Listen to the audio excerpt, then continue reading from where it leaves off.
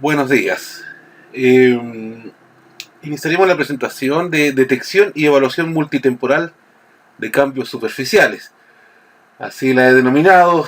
Es un título un poco largo, pero que tiene que ver con el uso de la tecnología geoespacial actualmente disponible para el monitoreo de sitios industriales a lo largo de un cierto tiempo. Básicamente lo que veremos va a ser los trabajos realizados en una pila de lixiviación estática perteneciente a Minera de Labra. ¿Ya? Y corresponderá a la captura de información, cómo fue obtenida la información, la detección de los elementos relevantes a su construcción, el análisis y la evaluación automatizada de los cambios a través del tiempo, en general vamos a describir las técnicas y productos que podemos obtener, además de las utilidades, por supuesto. Así es que continuaremos y vamos a dar una descripción general de esto para que más o menos nos pongamos en tono. El cambio está a nuestro alrededor en todo momento, especialmente en los sitios industriales, especialmente también en la minería, donde los cambios son continuos, son absolutamente casi caóticos.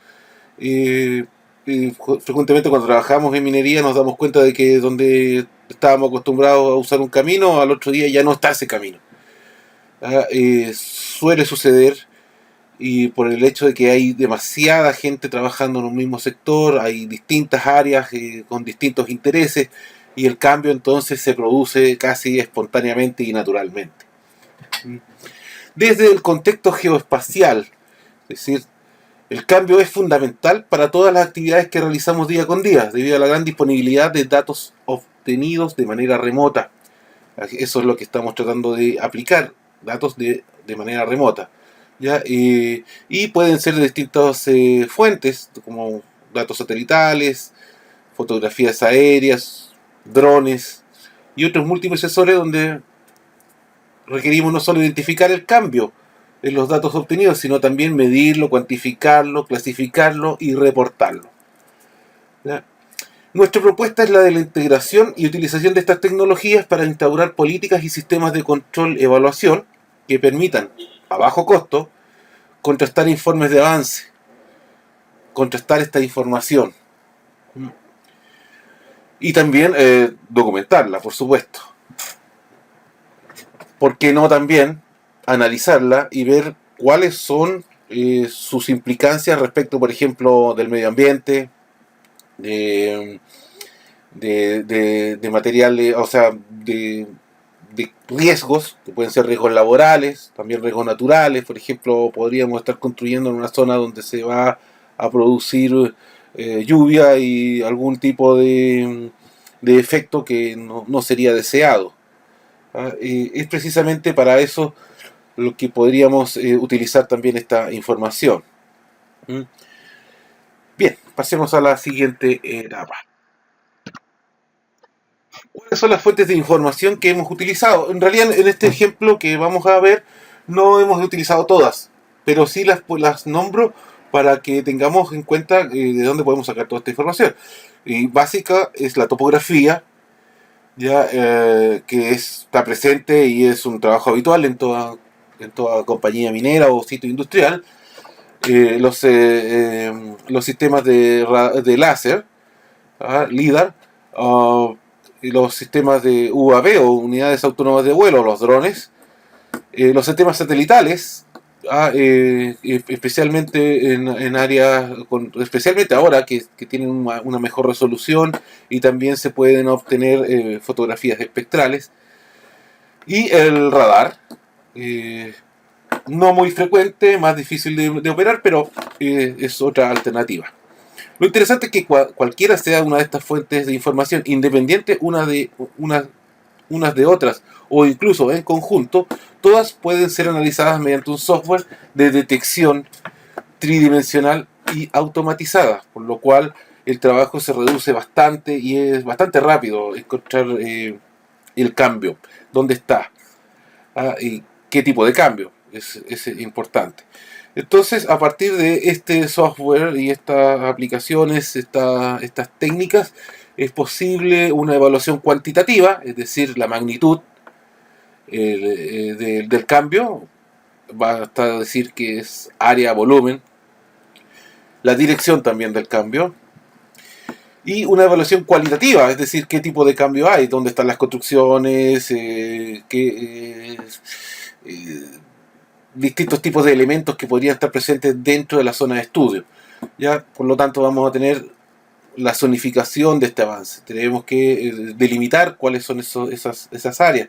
Ya los emplazamientos, si por ejemplo hay edificaciones, si esas modificaciones se modificaron, si hay elementos, por ejemplo en este caso hay una correa transportadora muy importante que se va moviendo, donde está en determinado momento. Esos son los emplazamientos realmente. Entonces, las fuentes de información pueden utilizarse en conjunto o independientemente unas de otras según sean los objetivos de la detección y evaluación.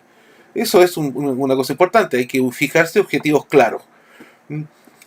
El proceso en sí compara información obtenida sobre una misma área en tiempos distintos. Por ejemplo, cada 15 días. En el caso que vamos a ver es una vez al mes, una vez cada 30 días durante un año. Entonces veamos el ejemplo en sí.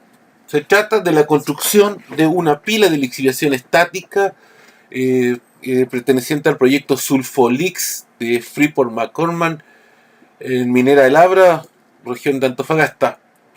Ya, el registro en general, como ya lo había dicho, son 12 meses totales mediante drones y avionetas.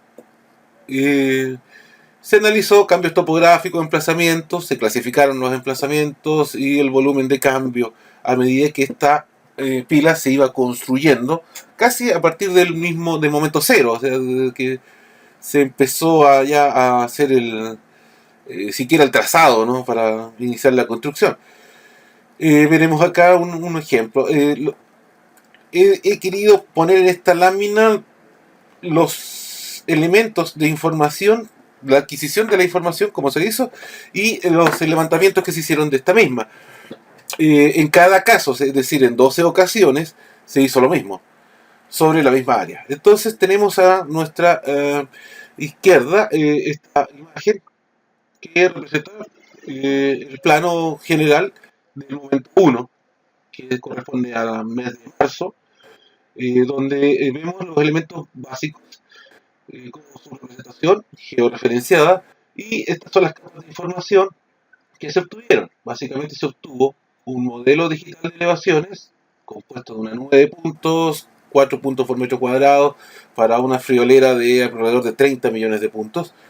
Ya, una ortofoto con texturas georreferenciadas, un tamaño de píxel del orden de unos 10 centímetros, una capa de emplazamientos que corresponden a polígonos realizados sobre las áreas detectadas o sobre las zonas que eran de interés. Vamos a verlo más adelante cuáles eran las zonas de interés. Y otras de suelo, es decir, la utilización del suelo, específicamente porque en la etapa de construcción de una pila de esta naturaleza hay ciertos elementos de preparación de terreno que son importantes. Ya, luego la topografía plasmada en curvas de nivel, que en este caso fueron cada 2 metros. Ya, recordemos que en cada ocasión, es decir, 12 veces, se hizo lo mismo, para comparar el mes anterior con el actual, y etcétera, etcétera, y sacar una conclusión anual de, esta pila de lixiviación. Una cosa importante, es un área de 700 hectáreas, es decir, es una obra realmente monumental, es bastante grande. Por lo tanto, su control también necesitaba de tener más o menos una visión a vista de pájaro importante para poder ir viendo su evolución. Bien, pasemos a la segunda. El avance y uso del suelo. Esta es una de las capas fundamentales, el uso del suelo, dado que, si vemos aquí abajo, tenemos una estructura de ingeniería de cómo se debe preparar el suelo respecto del material que va a ser acopiado. Indudablemente tenemos una geomembrana o una capa impermeabilizadora que retendrá la solución ácida y dos capas, una capa de relleno y una capa de filtro. Esas son las que se están construyendo o se estaban construyendo en estas dos ocasiones. Tenemos el mapa de marzo y el mapa de abril puestos aquí. Entonces hemos hecho unas 4 clasificaciones en realidad que le llamamos suelo virgen, que no ha sido intervenido aún, una capa de relleno, una capa de geomembrana y un suelo compactado. Esas fueron nuestra clasificación inicial para poder determinar el tipo de avance y las áreas intervenidas. Eh, el avance en sí lo medimos a través de las áreas que cubrían cada una de estas clasificaciones. Es decir, suelo virgen, es este que está aquí, este casi amarillo, pálido, este de aquí, ya, la capa de relleno, que es el verde que estamos viendo aquí, la geomembrana, que son estos azules aquí, que estaba visible. En realidad la geomembrana está siendo tapada continuamente por la capa de relleno, ¿ya? Y el suelo compactado, que es este que está acá, que es un poco naranja, ¿no? Esa fue la clasificación general. En general vimos también que en marzo el avance con respecto a la ingeniería inicial, es decir, con respecto al área que está aquí segmentada de construcción, era el 28.35% en suelo virgen y en abril era el 21.54%. O sea, ya había más o menos un 7% de avance real, o que lo pusimos menos 6,81, casi un 7%, porque ese es el suelo virgen debe desaparecer. Por eso es negativo. La capa de relleno, marzo 48, casi 50%, en abril un 53%, es decir, un avance de 4,42% real. Incluso se puede casi ver, visualizar, se parecen bastante los modelos, los planos, pero no son exactos, o sea, exactamente iguales, se ve el avance, ¿no? Y lo cual es bastante sorprendente porque es una gran cantidad de áreas, representa una gran cantidad de áreas este avance de 5% en apenas un mes de trabajo. La geomembrana, es decir, la capa impermeabilizadora, o HDP, como le llaman, eh, precisamente esto estaba visible en estos sectores nada más, porque está siendo tapada por la capa de relleno. Entonces se debe tomar las áreas visibles más el área de capa de relleno. Y correspondió al 57% en el mes de abril. Es un avance de 6,35%, que es mucho más que lo anterior. Y el suelo compactado, que es una de las tareas que más costo tal vez tenga, llevaba 76%, con un avance mensual de casi 5%. Esa es la forma que analizamos el avance mes por mes, ¿ya? Pero para hacer eso teníamos que volar con los drones o con una avioneta, registrar y hacer los levantamientos que vimos en la lámina anterior. Bien, dejé también como caso especial, es ya el material de relleno propiamente tal, el material que va a ser lixiviado o que ya está siendo lixiviado en este momento. Lo mismo, estamos comparando abril con marzo. Marzo es la pila estaba en el área verde y en abril este sería más o menos la diferencia del avance. Para tener abril completo, ¿no? Está todo eso completamente. Entonces, también podemos analizarla, pero esta vez analizaremos su volumen. Estamos haciendo una identificación de cambio cuantitativo, ¿ya? Y el tonelaje, que para calcularlo asumimos una densidad de 1,6. ¿Ya? Entonces la pila en marzo con 1,7 millones de toneladas, o sea, de metros cúbicos, con más o menos un equivalente a 2,7 millones de toneladas de material sobre ella, sobre un área de 26,46 hectáreas. En abril, el volumen se incrementó a 3,2 millones. y el tonelaje a 5.2 millones de toneladas. Ya casi 3 millones de toneladas más, o 2 millones y tanto.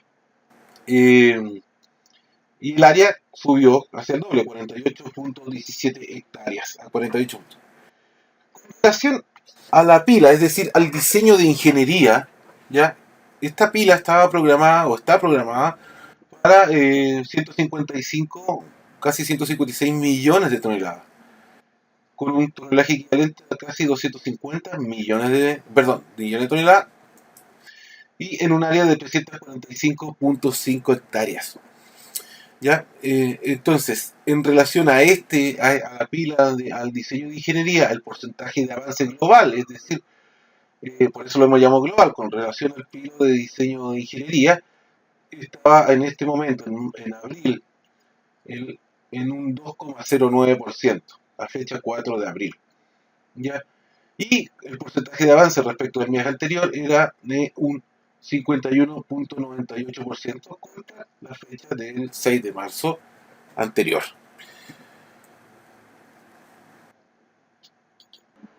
Ok, pasaremos entonces ahora al tema de las conclusiones. La verdad es que cientos de conclusiones pueden ser obtenidas de esta pequeña pincelada que hemos dado o a la revisión de este pequeño ejemplo. El primero, las técnicas de adquisición y análisis de información resultan en una alternativa fiable, eficiente y económica a la hora de detectar y medir el cambio. Es interesante eso, está visto ya. Y bueno, la segunda, cientos de hectáreas pueden ser analizadas al unísono y en forma remota. Importante sobre todo en áreas industriales donde se deben cumplir ciertos estándares de seguridad.